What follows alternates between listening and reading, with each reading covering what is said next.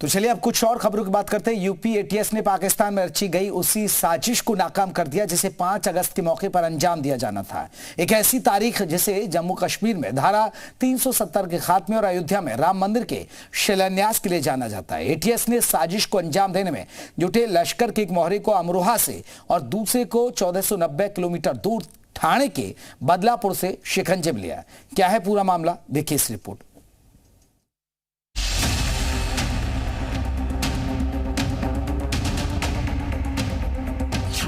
UP में शरिया वाली साजिश फिर नाकाम।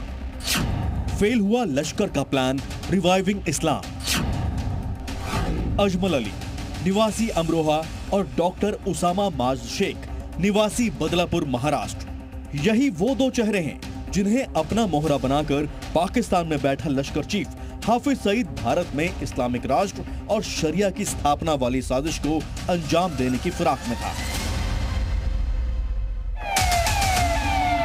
यूपी एसटीएफ ने अमरोहा के गांव देहरा के रहने वाले अजमल अली को गिरफ्तार किया है। एटीएस अधिकारियों के मुताबिक अजमल पाकिस्तान में बैठे लोगों के सीधे संपर्क में था, जहां से उसे रिवाइविंग इस्लाम वाले प्लान को अंजाम देने के निर्देश मिल रहे थे। क्या है ये प्लान, इसको समझिए।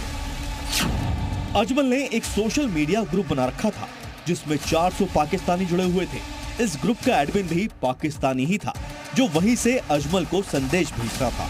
अजमल को जिहाद फोर्स तैयार करने का मिशन मिला था।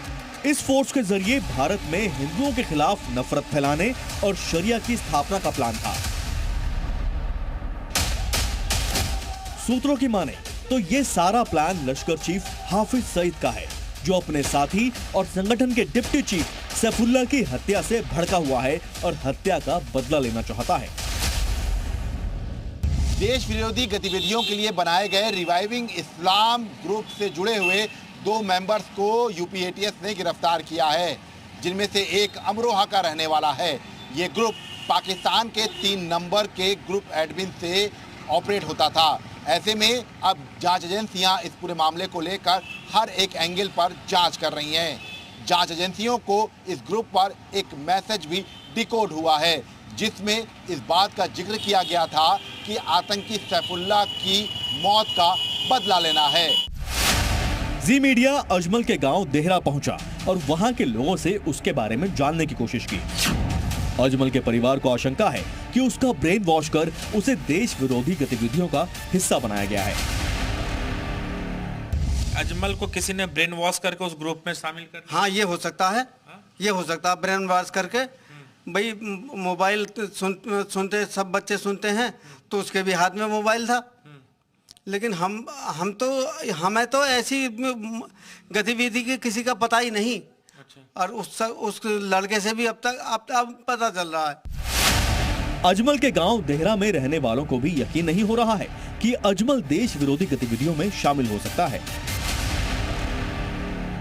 ये बताइए जी, अजमल अली जिसे एटीएस ने गिरफ्तार किया, कैसा लड़का था? कभी आप लोग को लगता था कि वो इस तरह के ग्रुप में इन्वॉल्व हो सकता है? ना, बढ़िया लड़का था, बढ़िया परिवार है साहब जी। हाँ, और क्या नाजायज फांसा गया सर। अच्छा सर, लड़का काफी बहुत सीधा सज्जन लड़का था, लेकिन उसका जो है माइंड जो है ब्रेस करा गया है। हाँ। वो ऐसा लगा नहीं, ना समझी में उसने ये कदम उठा लिया होगा। अच्छा। हाँ, छोटे बच्चे या जैसे जिन्हें कुछ समझ नहीं होती, थोड़ा दीनी तालीम की तरफ अपना कुछ भी रुख स्पष्ट कर देते हैं। लेकिन ऐसा कोई वो नहीं है, अच्छा सही परिवार का लगा है। अजमल के परिवार और गांव वाले भले ही उसके मंसूबों से खुद को अनजान बता रहे हों, लेकिन एटीएस का खुलासा तो कुछ और ही कहानी बयां कर रहा है। अजमल के बनाए सोशल मीडिया ग्रुप के जरिए एटीएस को महाराष्ट्र के बदलापुर में बैठे डॉक्टर उसामा माज की खबर मिली, जिसे अजमल अपना मेंटर मानता था। शिकंजे में रिवाइविंग इस्लाम का डॉक्टर। आरोप है कि उसामा माज शेख पाकिस्तानी आकाओं की मदद से भारतीय मुस्लिम युवाओं को गुमराह करने वाले एक बड़े ऑनलाइन नेटवर्क को चला रहा था। उसामा के पास से 3 मोबाइल और 1 लैपटॉप बरामद हुआ है। खबर है कि इनसे कई संवेदनशील जानकारियां हाथ लगी हैं। उसामा ने हाल ही में हैदराबाद, गुजरात और आगरा जैसे कई शहरों का दौरा किया था। इस बारे में जानकारी जुटाई जा रही है। जी मीडिया की टीम बदलापुर स्थित उसामा के घर पहुंची, उसके परिवार से बात करने की कोशिश की, लेकिन कोई सामने नहीं आया। उसामा को जब गिरफ्तार किया गया उसके बाद यूपी एटीएस ने जो पूरा का पूरा प्रेस नोट निकाला उसमें बेहद आपत्तिजनक गंभीर आरोप उसमें लगाए गए हैं। पहला जो लगाया गया है कि एक व्हाट्सएप ग्रुप बनाया गया रिवाइव इस्लाम के नाम से, जिसमें 400 पाकिस्तानी जुड़े हुए थे। गजवा हिंद की साजिश रची गई, कई लोगों को रेडिकलाइज करने का काम हो रहा था। ऐसे गंभीर आरोप उसामा के ऊपर लगाए गए। उसामा का परिवार का पक्ष जानने के लिए हम यहाँ बदलापुर में आए हैं। हम उनको अप्रोच कर रहे हैं, लेकिन वो खुलकर इस वक्त मीडिया से अपनी बात नहीं रख रहे हैं। ये जानना बेहद ज़रूरी है कि जो आरोप लगाए गए हैं वो उस पर परिवार का क्या कहना।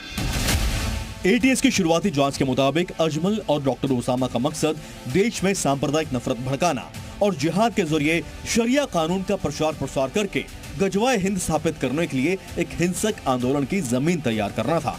लेकिन ये साजिश अब नाकाम हो चुकी है।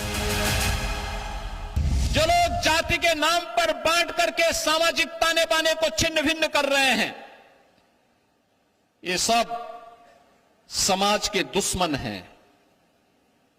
ये लोग दीमक की तरह समाज को खोखला कर रहे हैं। इनसे सावधान रहने की आवश्यकता है। अजमल को पहले न्यायिक हिरासत में भेजा जा चुका है, जबकि उसामा को उल्लासनगर की एक अदालत में पेश कर यूपी एटीएस ने ट्रांजिट रिमांड पर लिया है। एटीएस सूत्रों ने बताया कि अब इस नेटवर्क के दूसरे सदस्यों, जिनमें संभावित विदेशी संचालक और स्थानीय सहयोगी शामिल हैं, इनकी पहचान की कोशिश की जा रही है। ब्यूरो रिपोर्ट, जी मीडिया।